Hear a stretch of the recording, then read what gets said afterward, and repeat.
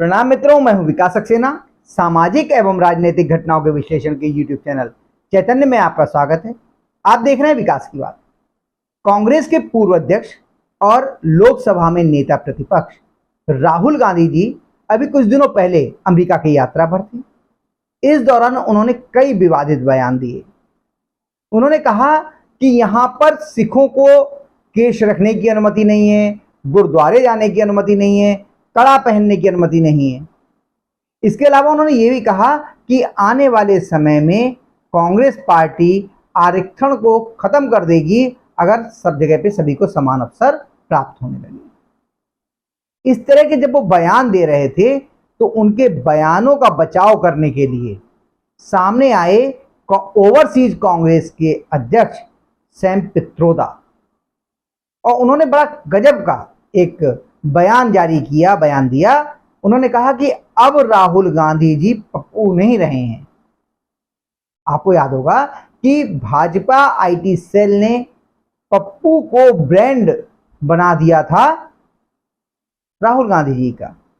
हालत यहां तक हो गए थे कि पप्पू शब्द पर, उसके इस्तेमाल पर रोक लगाने की मांग की गई।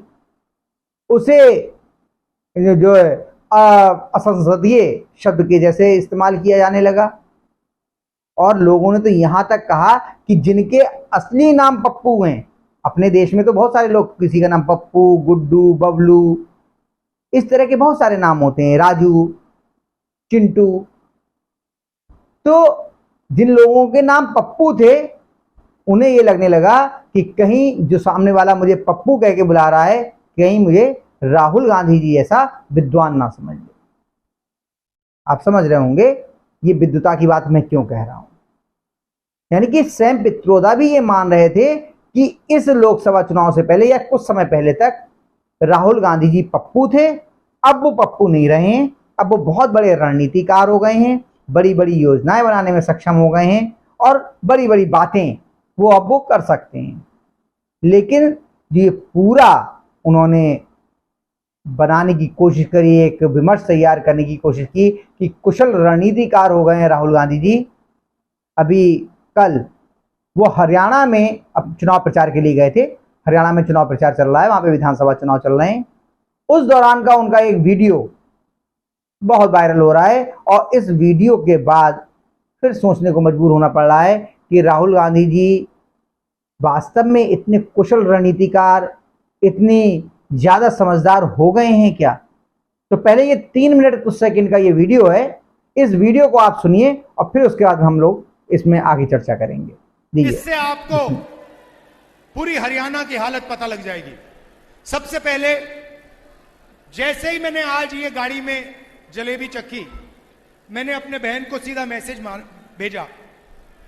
मैंने कहा प्रियंका को जलेबी बहुत अच्छी लगती है। मुझे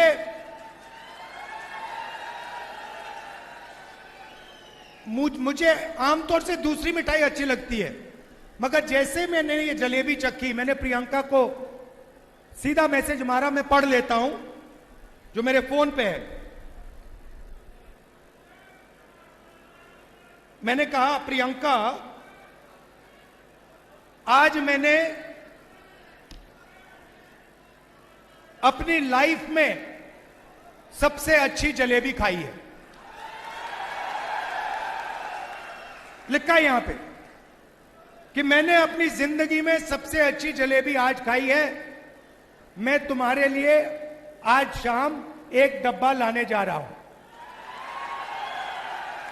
अब इसमें हरियाणा के एक व्यक्ति का खून पसीना है। पूरा कॉन्सेप्ट उन्होंने बनाया, सालों से ये काम कर रहे हैं।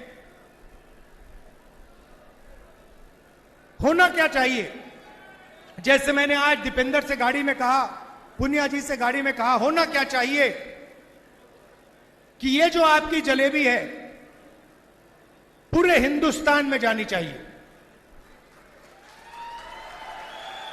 और उसके बाद बाकी देशों में, अमेरिका में, जापान में अलग अलग रूप लेते हुए इसको दूसरे देशों में जाना चाहिए। आज इनकी दुकान में कितने लोग काम करते हैं? इनकी दुकान में कितने लोग काम करते हों? मान लो इनकी दुकान में आज 100 लोग काम करते हैं, तो अगर इनकी जलेबी बाकी हिंदुस्तान में जाएगी, बाकी दुनिया में जाएगी, तो शायद उनकी फैक्ट्री में एक दिन 10,000, 20,000, 30,000, 50,000 लोग काम कर सकें।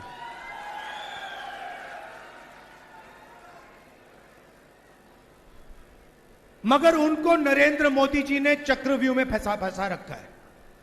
जैसे यहां पे महाभारत में, कुरुक्षेत्र में अभिमन्यु को फंसाया गया था, वैसे ही इन्हीं को, मथुराम जी को चक्रव्यूह में फंसाया गया है। कैसे फंसाया? सबसे पहले नोटबंदी, उसके बाद गलत जीएसटी, उसके बाद अरबपतियों को, 2-3 अरबपतियों को बैंक का सारा पैसा पकड़ा दिया। अगर आप इनसे जाके पूछेंगे कि भैया बैंक से आप पैसा मांग सकते हो, लोन ले सकते हो, और मशहूर आदमी है, अगर आप इनसे पूछोगे ये कहेंगे नहीं भैया।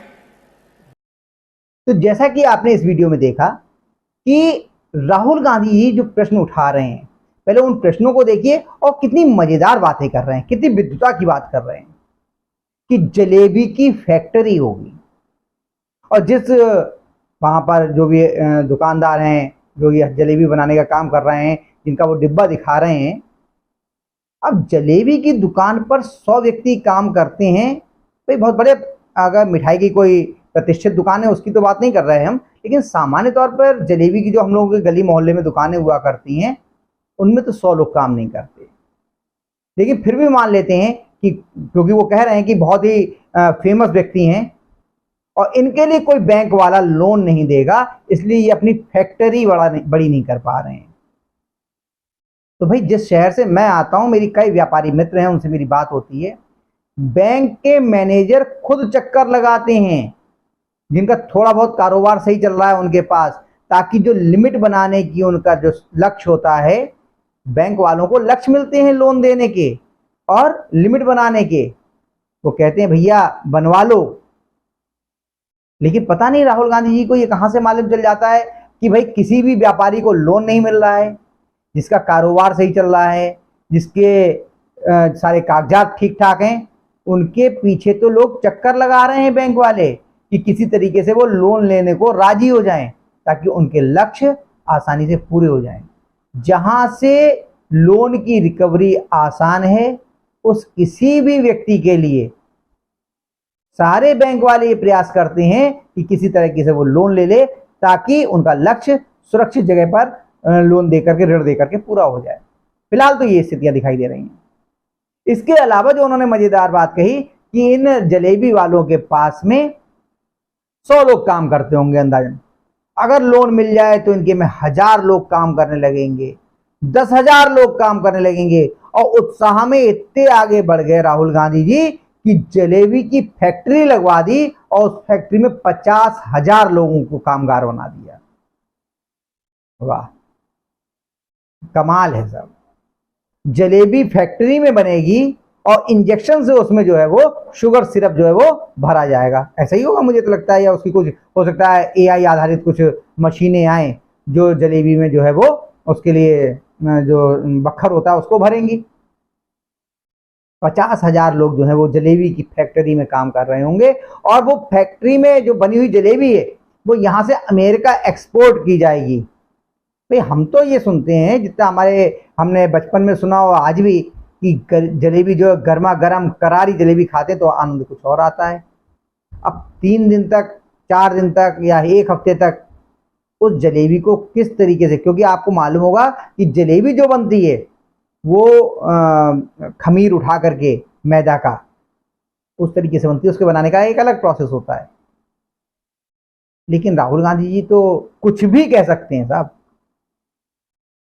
तो वो उन्हें लग रहा है कि जो ये फैक्ट्री बन जाएगी, लोगों को उत्साहित, बेचारे जो लोग मंच पर बैठे हैं, आपने इस वीडियो में देखा, जो उनके नेता हैं, वो भी बेचारे असमंजस में हैं कि अगर ताली बजाते देते हैं, हंस देते हैं, तो कम से कम जो उनके समर्थक हैं, जो उनके बहुत नजदीकी लोग हैं, वो उन पर हंसेंगे कि यार कैसी कैसी बातों पे आप हंस रहे थे, कैसी कैसी बातों पे आप उत्साह बढ़ा रहे थे अपने नेता का, और आपके नेता कैसी कैसी बातें करते हैं।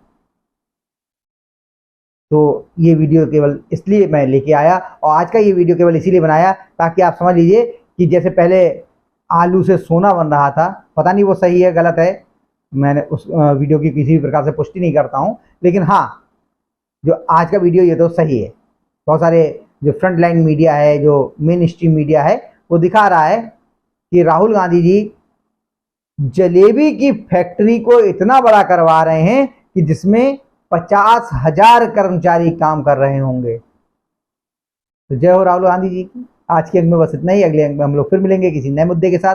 तब तक के लिए अनुमति दीजिए, आपसे अनुरोध है कि अगर आपको ये वीडियो पसंद आया हो तो इसे लाइक कीजिए, शेयर कीजिए, और हाँ, अगर इस चैनल पर आप नए हैं तो आपसे ये भी अनुरोध है कि इस चैनल को सब्सक्राइब करने के बाद नोटिफिकेशन का बेल आइकन जरूर दबाइए। धन्यवाद, प्रणाम।